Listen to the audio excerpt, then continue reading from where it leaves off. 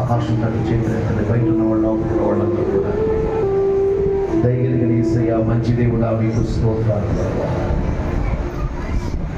ఈ మధ్యాహ్న సమయమందు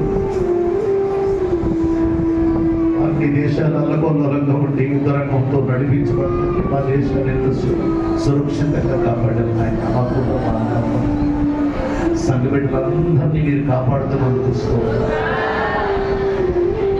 ఈ నెలలో బల తీసుకున్న ప్రతి బిడ్డని బలపరచండి, ఆరోగ్యం ఇచ్చి ఆశీర్వదించండి. బల తీసుకోకుండా ఉన్నవాడికి మరొక అవకాశం ఇప్పుడు ప్రార్థన చేయించుకొని తిరిగి భోజనం చేసుకుని ఎవరు గృహాలు వాళ్ళు ఎంతో అందరినీ దీవించండి. చేతులెత్తిన ప్రతి బిడ్డని దీవించండి. వారు చేస్తున్న చేతి పని దీవించండి, వ్యాపారం దీవించండి, వ్యవసాయం దీవించండి, వాడిని పంటను దీవించండి, చిన్న చిన్న వ్యాపారాలు చేస్తున్న బిడ్డలను దీవించండి. ముఖ్యంగా తండ్రి డ్రైవింగ్ చేస్తున్న బిడ్డలకు తోడుగా ఉండండి. వాళ్ళు రాకపోకల్లో మీ కాపుదల మీకు అదృష్ట ఇచ్చింది. వీళ్ళందరికీ దీవిళ్ళు కలుగును కాక, వీళ్ళందరికీ దీవిళ్ళు ఉంచును కాక. ఇదిగో ప్రభు మీ సంపాదన ఈ నెల నుంచి 2 మార్చిపోతున్నాడు.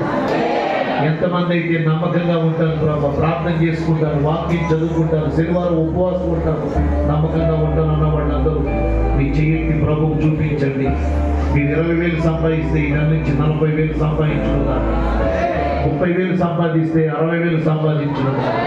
మీరు దేవుడి దగ్గర ఒక నిబంధన చేసుకోండి. నేను నమ్మకంగా ఉంటాను ఏ విషయంలో, వాక్యం చదివే విషయంలో, ప్రార్థన చేసుకునే విషయంలో, శనివారం ఉపవాసం ఉండే విషయంలో నమ్మకంగా ఉంటాను మీకు ఇచ్చే విషయంలో. అలా ఉండండి. నేను మీ కొరకు ప్రార్థన చేయబోతున్నాను. ప్రభు నీ బిడ్డలు చూడండి అయ్యా. పిల్లలు చదివించుకోవాలి, కాన్వెంట్ ఫీజులు కట్టుకోవాలి, అద్దెలు కట్టుకోవాలి, కరెంట్ బిల్లులు కట్టుకోవాలి, డోక్రాలు కట్టుకోవాలి. 30,000 సంపాదించిన చేతిలో చిల్లిగా ఉండలేని పరిస్థితి. ఏదైనా